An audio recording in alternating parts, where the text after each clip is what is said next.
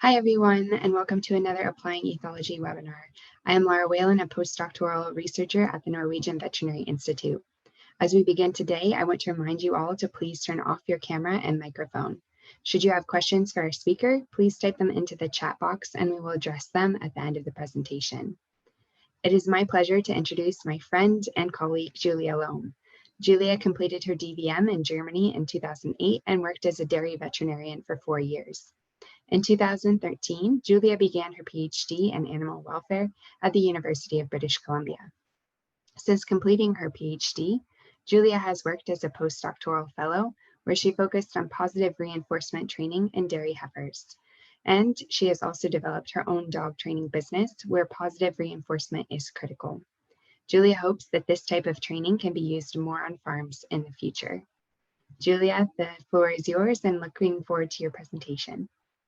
Thank you so much, Laura, for the introduction, and thank you everyone for being here. Let me just share the screen with you, go to the right slide, and hopefully this is all working. Do let me know if you can't hear me or if you're not seeing my screen. So as Laura just shared, I have a background in what feels like two really different worlds at the moment. So the dairy world and the animal training world. And I've really become super passionate about bringing these two worlds more together to the benefit of the dairy cows, and I believe also to the benefit of farmers. And this is really what I want to talk about today. So we'll get started with just quickly defining what positive reinforcement training is, just to make sure that we're all on the same page. Then we'll also talk a little bit about what that looks like when we put this into practice and how that might compare to what we are doing on farms. Then I want to talk about 5 opportunities where I see positive reinforcement training can really improve dairy cattle welfare. And we're going to finish up with talking about some challenges and considerations if we want to use this approach more. So to start with what positive reinforcement training is, it belongs to the group of operant conditioning, and really here the animals learning through consequences that happen after a behavior. So basically, after the animal is doing a behavior, they get access to a desirable consequence and will therefore repeat this behavior more often in the future. So for example, if we ask a dog to sit and we then offer a cookie that we're assuming the dog is actually liking, then the dog will sit more often in the future. Or if we teach a heifer so a young dairy cow who's not in giving milk yet, if we teach her to target her nose to like this red flag that you see here in the picture, and we then give her a handful of grain, provided that she's interested in eating this grain, she might target this her nose to the flag more often in the future. Now, there are other ways that operant conditioning works. They're really important. We're using them all the time. But for the sake of time, I just really want to focus on positive reinforcement today. But I do want to mention classical conditioning as well, or counter conditioning as a variation of that. So this is where the animal learns to associate 2 different stimuli with each other. And we're using this a lot deliberately in training to, for example, overcome fear in animals, but it's really happening all the time. So for example, if a person approaches and offers a calf milk, then the calf will learn that a person approaching is predicting milk. So over time, what we might see is that when a person approaches or opens the barn door and comes into the barn, the calves will actually vocalize because they're predicting that milk is on its way basically soon. Now back to positive reinforcement training. I think it's really important to understand that it is so much more than about giving the animal a cookie for the correct behavior or a handful of grain. So it's way more about it, or it also includes how we're designing a training plan, how we're implementing the training, or for example, how we are handling mistakes that the animal might make during during learning and while we are training them. And I think it's really critical to think this through and understand that and apply it if we really want to make the most benefit of a positive training approach. So I've compiled a short list for you that I'll share with you in a second, between, what we could probably call positive reinforcement training best practices and how that compares to what we might be doing on farms when we're handling cattle or when we're training cows. And I just want to say that this is based on my experiences and observations. Is just like some examples, is a non-exhaustive list for sure. And there is no judgment in here at all when it comes to common practices, which are often based on, the system that we're using and the practicalities of handling animals on farms. So let's look through some of these examples. First, usually when we're using positive reinforcement, we're giving the animal a choice to participate to at least some degree. So for example, if I were to train my dog, if my dog walks away and doesn't want to participate, nothing bad will happen. And there won't be any negative consequence for my dog. And I will also not force my dog to stay with me. Now on farms, and I will give you some examples for farm scenarios where we might do this. Usually the animal, if we do have to train them, teach them something new, they don't necessarily have choice to participate in that. So for example, we might move a calf from individual housing to a group housing situation where they have to learn to eat out of an automatic milk feeder. So while part of that is actually positive reinforcement, so the calf is learning that using the nipple out from the feeder will get them to milk. So we're reinforcing that behavior. When we're kind of teaching the animal this, we will physically push them over there and not let them walk away if they don't want to cooperate there. So then for positive reinforcement training, we are really considerate of how we are arranging the environment to really help the animal. We want to make it very, very likely that the animal does the behavior that we want them to do in the first place. So we really think about how we can arrange, how we can position the animal, and how we can use the items that we're having to really make that behavior likely. And here I think that on farms, this is something that we do actually often consider quite a bit. I think Dr. Temple Grandin comes to mind.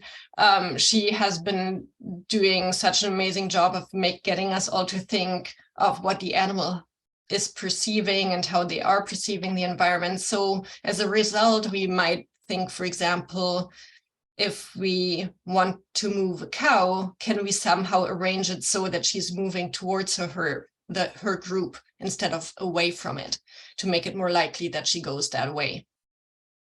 So again, I think we're doing a pretty good job here already. Then a big one is that for positive reinforcement training, we do need a reinforcer, so some sort of consequence that motivates the animal. And we're really very considerate about what that is and if the animal is actually interested in it. So we're aware that not every reinforcer is going to be working for one individual animal at all times.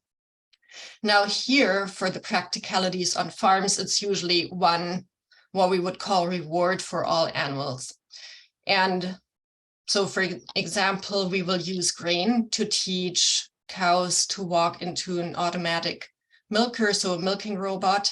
And we will use grain no matter the animal, without really testing if that's something the cows want to work for. And that seems like a little bit silly maybe, because yeah, most cows or all cows will eat. But in my experience, just from our training projects, it's not always a given. So some of the heifers were more reluctant to eat. And I think it's also something that's very interesting when I read research papers, actually. And go through training protocols, it happens quite often that some animals were excluded or not trained because they didn't show any interest in the reinforcer. So I do think it's something we want to pay attention to.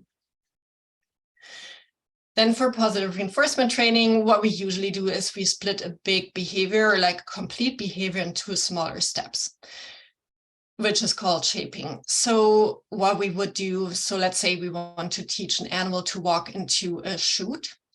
And here, maybe we would teach the animal first to put their head into the chute and then reward them for that. And then maybe their 2 front feet, reward them for that. And then walk into the chute entirely. So we're really looking for smaller steps that we can reinforce and keep the animal really successful. Again, out of practicalities, usually on farms, more often than not, we probably teach the entire behavior at once, often because we're wanting or we're trying to teach the behavior in the moment that we have to use it. So, for example, teaching a cow who has never been in a milking parlor to then the first time walking into the milking parlor. I do want to say, though, that I do think some farmers or on some farms we see that there's an attempt to make it easier for animals by, for example, teaching cows before they're calving, so before they give milk for the first time, to walk through the milking parlor so that they already know that when the milking machine is attached for the first time. And lastly, I think in positive reinforcement training, we're really good at adapting the training plan to the animal's performance.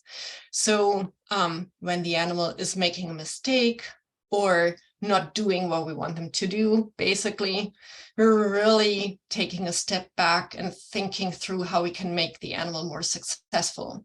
And this can be by going back to our training plan and shaping process and thinking through how can we make the behavior, like split the behavior in even smaller parts. We will look back into, is the reinforcer actually a reinforcer for that animal in that situation? Can we change the environment to make it easier for the animal? And I find that, and this is not at all actually specific to the dairy industry or on farms. I think if animals don't do what we want them to do or learn what we want them to learn, we're often very quick at just labeling the animal, for example, as stubborn, and just resorting back to physical force or just pushing them to still do the behavior without actually adapting the training plan. And I think, like, I really like the idea about this labeling the animal, which I learned from Dr. Susan Friedman, which I think sometimes brings us into trouble or gets us into trouble because, first of all, it changes how we're seeing the animal, and that might change how we're treating the animal. But it also gets us into a position where we're not really actively looking for better solutions anymore. So I think of all the things, that's one of the big ones that I've really taken away from this positive reinforcement training approach. Now, that all being said, let's move into like those 5 different opportunities where I see we can use the positive reinforcement approach for animal welfare on farms. And I will show you some videos as well.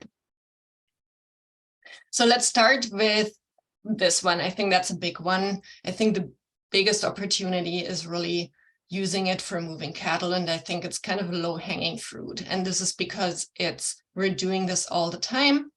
And it's usually really quite easy to train. So if you're not too familiar with handling practices on dairy farms, we're moving cows a lot. So we're moving them as a group from and to the milking parlor, for example, or we're moving individual cows for medical procedures. So this is happening on a daily basis. And it can be done in a low stress way. So I think there have been some improvements for sure to make it better for the cows.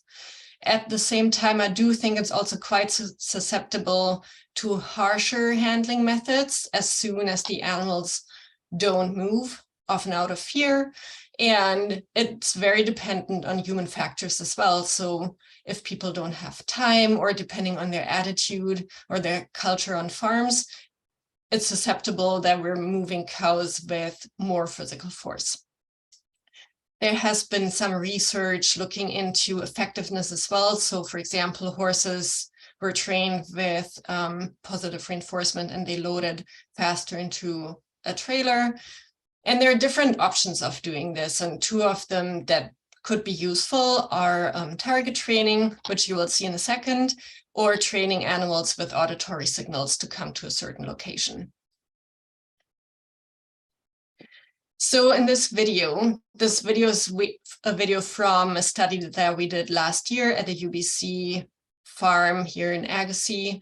And at this point, just a big shout out to all the helpers and people who were involved. So first of all, Joseph Lee, who's holding the target here and has done amazing work with the training. Jennifer Hysenius, who has taken over this project and is writing the paper up for us. And of course, Dan Wary and Nina von Kaiserlink as our supervisors there. But so the purpose of that study was to look into anticipatory behavior of animals who are trained with positive reinforcement and who are not. However, the data, since we're still working on the data, I don't want to talk about that. I just wanted to show you like this example here. So this heifer has been trained to walk into the chute following a target and also walking out of the chute, just that you know I sped up the middle part of the video.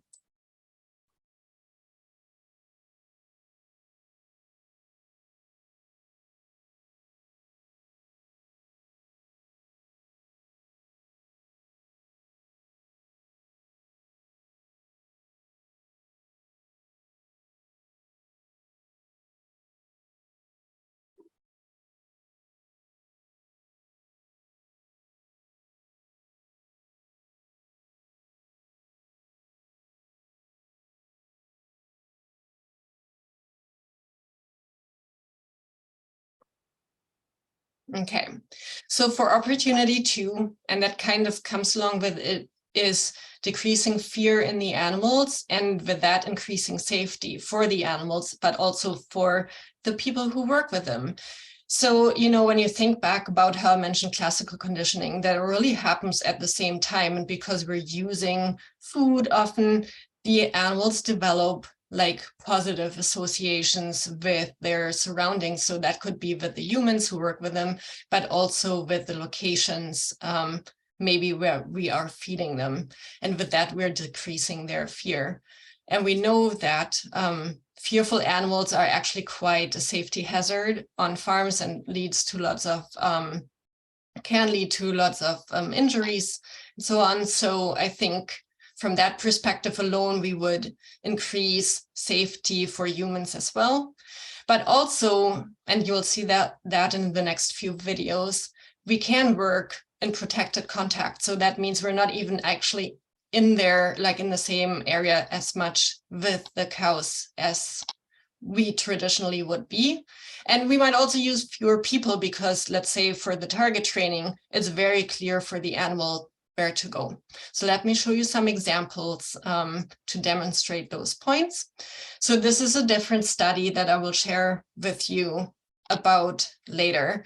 But basically, you'll see two heifers to go or try to go into a headlock here. And the first heifer has been trained with positive reinforcement, and the second heifer has been habituated to the area, but just has been handled in a more traditional way where we pushed her to walk into the headlock.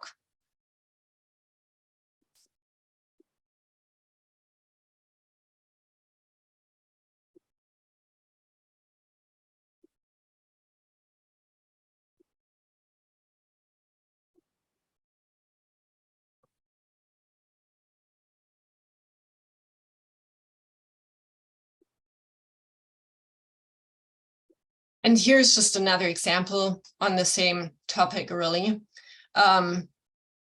This heifer has been trained with positive reinforcement. We never trained them to walk to this training area here, but just by building positive associations here, what we saw was that they were more than happy to come and play with us, really. And that was true for almost all the heifers almost all the time.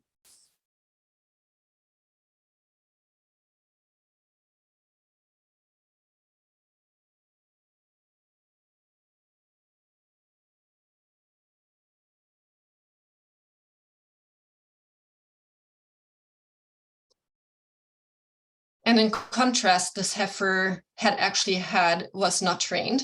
She had never been, she had been to this area before, but just to get an injection. And I think that was 2 days before that. So her response was very, very different.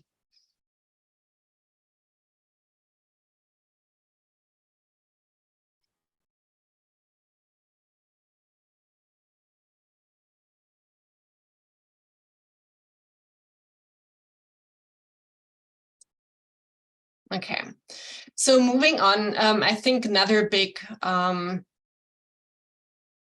area where we can use training to improve animal welfare for husbandry procedures, which is something that we use a lot, or we see being used a lot in zoo animals. It's maybe the #1 thing that we're using training for. So husbandry procedures, meaning anything medical procedures, for example, like blood draws and vaccinations.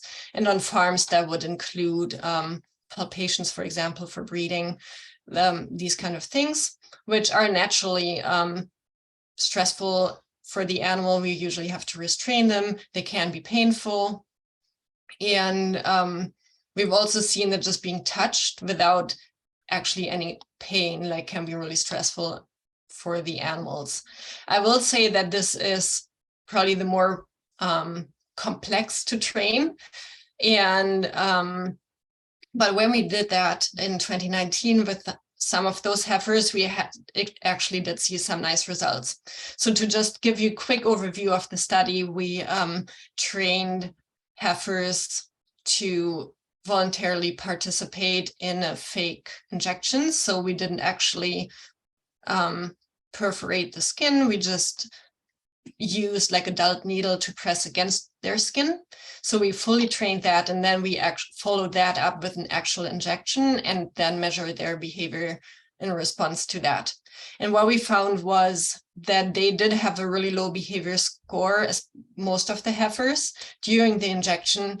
And also they were very happy to come back to the training area with basically zero latency in the days after the injections.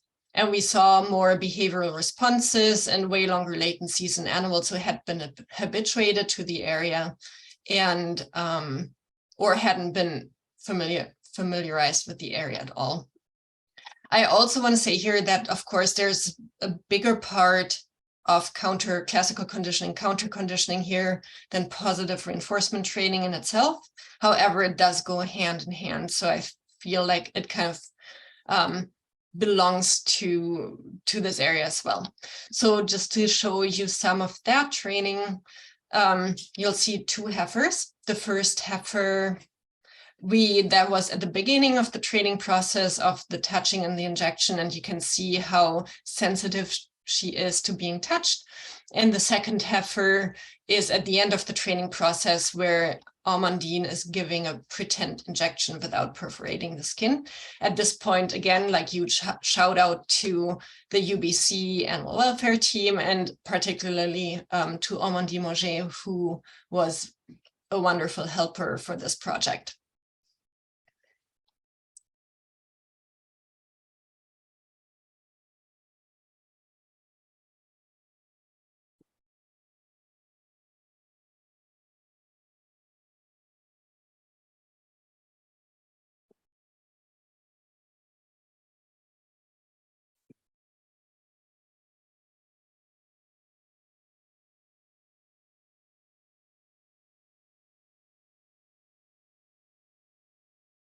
Okay, so now let's talk a little bit about maybe broader concepts. So first of all, human-animal relationship. And I think that positive reinforcement training can definitely help to reduce fear of humans. So for example, there was a recent study showing that in horses who then were more interested in contact with unfamiliar people, And again, I think reducing fear in itself would improve the human-animal relationship. I do also think we have an opportunity to decrease negative interactions. And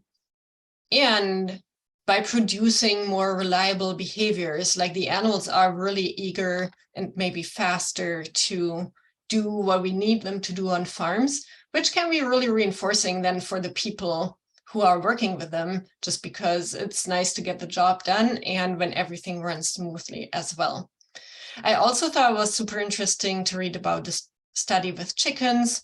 So students were clicker training chickens using positive reinforcement, and that really changed how they were seeing the chicken. So after the training, they generally were saying that chickens are smart and that chickens have emotional experiences like boredom, frustration, happiness.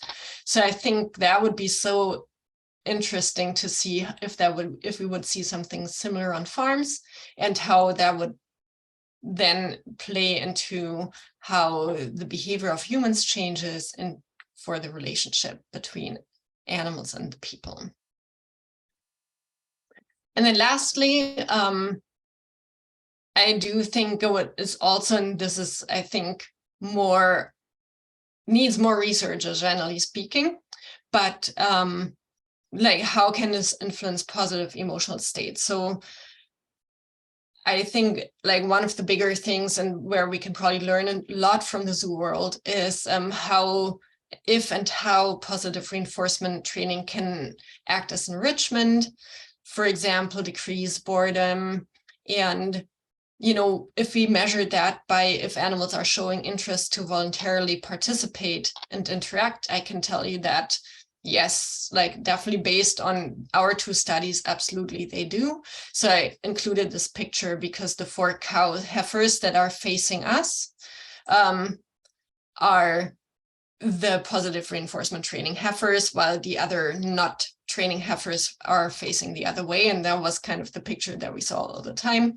But also by, like, if we're giving the animals more choice in participating in training, we're providing them with agency, meaning control and predictability, which, in itself is a welfare benefit, but also it can influence their perception of different stimuli, for example, pain perception. And then lastly, I think there's some nice research into if training methods can change mood, so optimism, pessimism. There has been this one study, for example, that showed that punishment-based training methods were leading to more pessimistic outcomes in a judgment bias test with dogs. However, there are also some horror papers out there, and overall, I want to say that I feel that there's not, like, it's pretty inconclusive, rather. So that would definitely need more research. So let's wrap this up with some challenges and considerations. And the biggest obvious one is, of course, how can we possibly make this feasible with having hundreds and sometimes thousands of cows on farms? And it's super time consuming, or it can be very time consuming, and it's usually really individualized to the animal. And obviously, I'm not expecting farmers to be in the barn and train all of their cows. But I do think technology is very likely the answer to that. And I'm very optimistic that it can help with that. So that would be something to really look into and make use of. At the same time, if we do that, in turn, it would be very interesting to see how that would then potentially affect some of those welfare benefits that I was just talking about. Then another big one is to think through how negative experiences that animals will have influence trained behaviors and their welfare, or the welfare benefits through training. So, for example, if we were training those heifers to walk into the chute with positive reinforcement, they have positive expectations in there, and then we're violating those expectations by doing a painful procedure.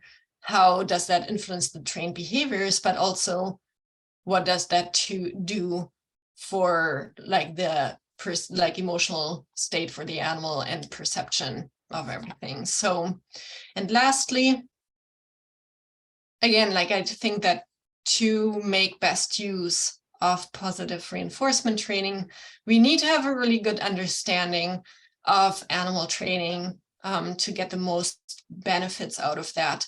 So I think it would be amazing to see more collaboration with trainers who have done this for a long time. So in the zoo animal world and pet animal world, and learn from them so that we can then apply it on farms. And with that, we're going to wrap it up. I'm looking forward to answer any questions if you have any, or just have a good discussion about that. Thank you. Thank you, Julia, so much for that beautiful presentation. I have a question to get us started, but I do welcome the audience to type in the chat box. And because it was the last thing you brought up, the challenges and maybe using technology. And it does seem like a great opportunity to offer more agency to animals and perhaps create a positive experience for them. And so I was kind of going down the rabbit hole of thinking practically, do you see this as a task for farmers, or maybe it could be like a farm animal training organization, much like veterinarians perform herd health, but actually having groups of people that are professionals in this coming to the farm and guiding the animals through it? Yeah, good question. So yeah, I think basically, I do think it's helpful for farmers, and farmers are often amazing with their animals and understanding animals, but I do think it's of benefit for farmers to understand training, maybe to some degree more. So I do think that some education there would be helpful. But at the same time, I agree with you. I think we all know that farmers have a busy day already. So one way of tackling this could be, for example, attached to when we're transitioning a farm to using milking robots, right? I know that some of the companies will actually provide or bring in people who help train the cows to adapt to the robot. So could we build on that? I think that's a great system or great idea to really support farmers and what they're doing. So I think there would be some amazing opportunities there. And of course, I do think there's always room for having independent helpers as well. So yeah, I think that those would be some possibilities to go about it. Thanks, Julia. We have some questions to get us started, which is great. Katharina says, hi, Julia. Thank you. Your research is very inspiring. Are you aware of any similar research done in pigs? I honestly not, but I'd be happy to find out. I think I know, so for pigs, I guess what I am aware of is that some companies who are using pigs for blood draws or for using their blood, they are actually using positive reinforcement training for blood draws and all these things. So as lab animals or in a commercial setting, there is some positive reinforcement training going on.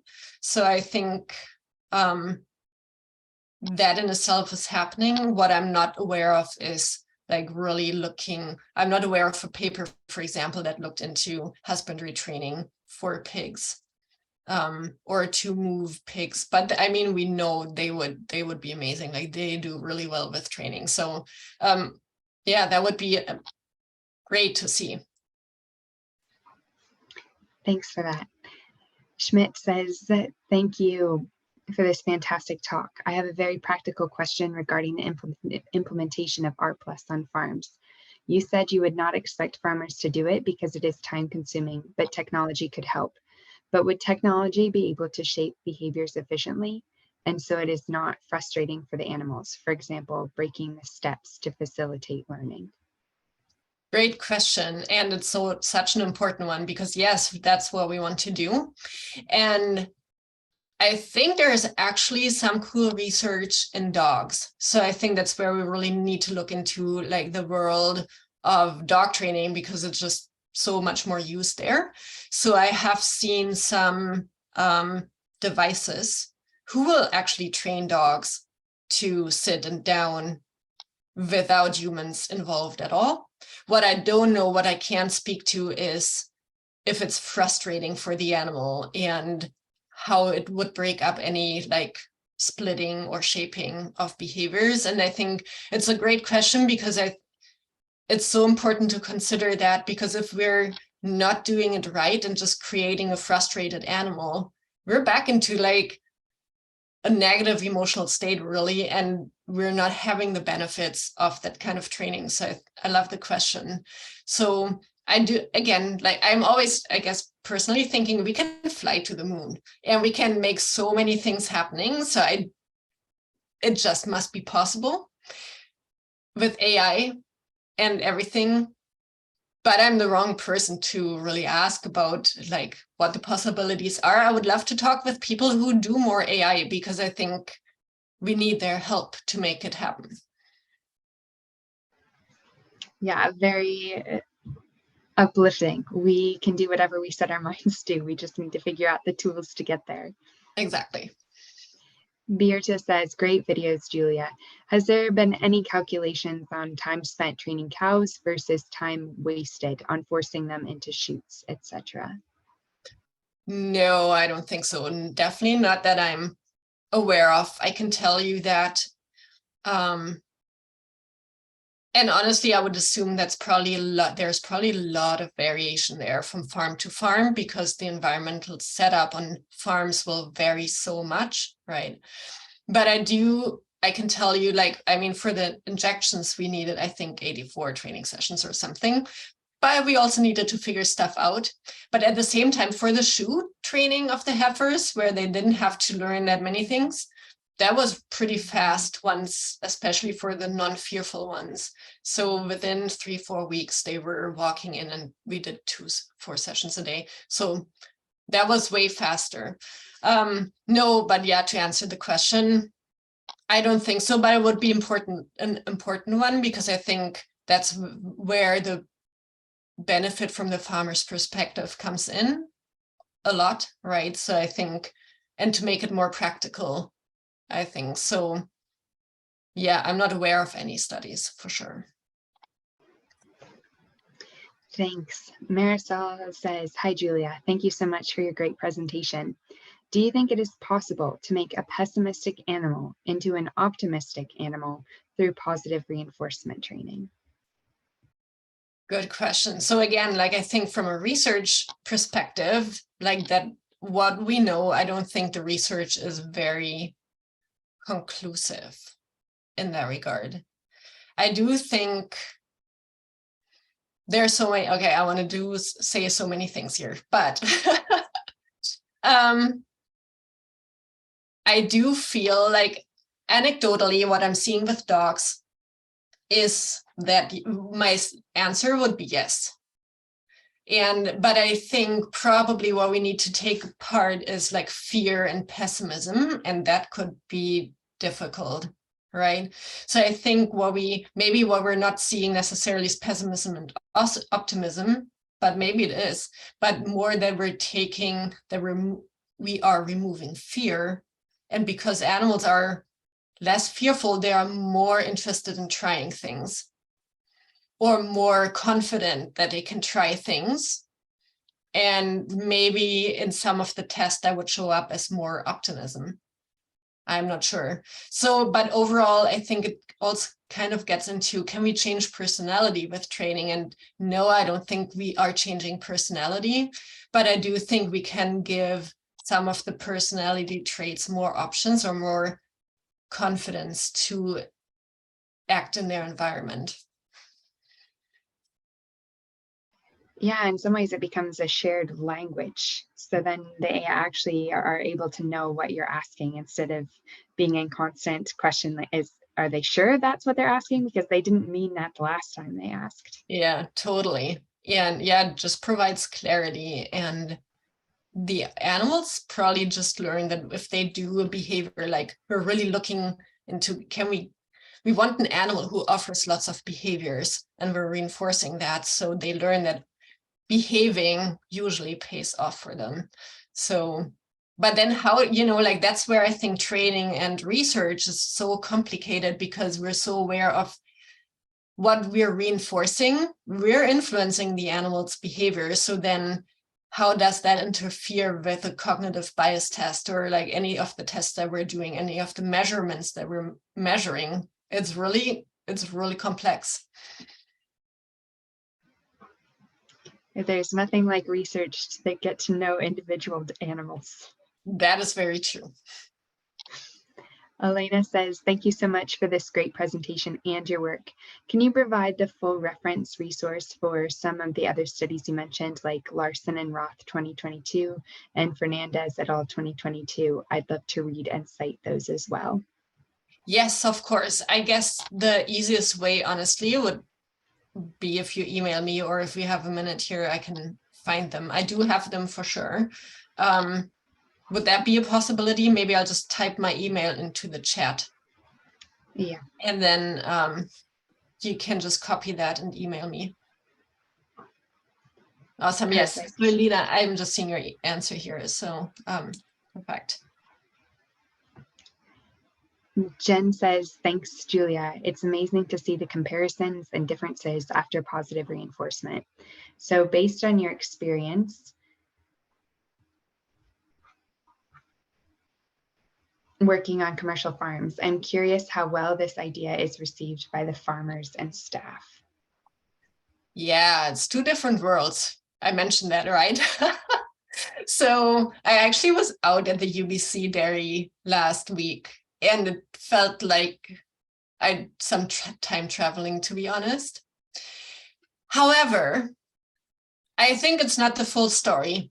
So first of all, I do think it really comes back to us providing opportunities for the farmers, or benefits for the farmers, because of course they need to run a farm in a way that makes sense to them and is efficient and lets them do their job. But I think at the same time, we are using some sort of positive reinforcement sometimes, right?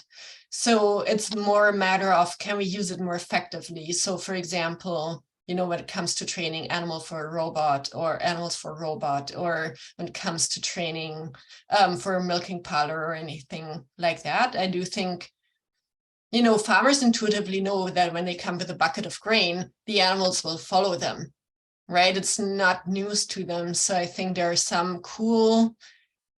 there are probably some cool and easy ways of integrating it more. So for example, I just want to mention one cool thing that a farmer did with sheep was, I think drones have become more and more used for sheep herding, but they're using them like dogs. So they're kind of herding like the sheep away from the drones, but this farmer just taught the sheep, if they follow the drone, they will get food. So he only needs one drone, and like for the animals, experience is way different, right? Because they're not running away out of fear, they're actually following out of motivation. And how cool is that? And so easy. So I think obviously the easier we can make it, the better. And I think it's going to be like shaping farmers to adopt some sort, like small steps of this behavior of using positive reinforcement. But I think probably at the moment, the feedback that I'm getting or hearing the most is more in terms of how could we possibly do it? So looks great, but then how can we possibly do it? So I think that's where we are stuck a little bit and need to come up with a plan.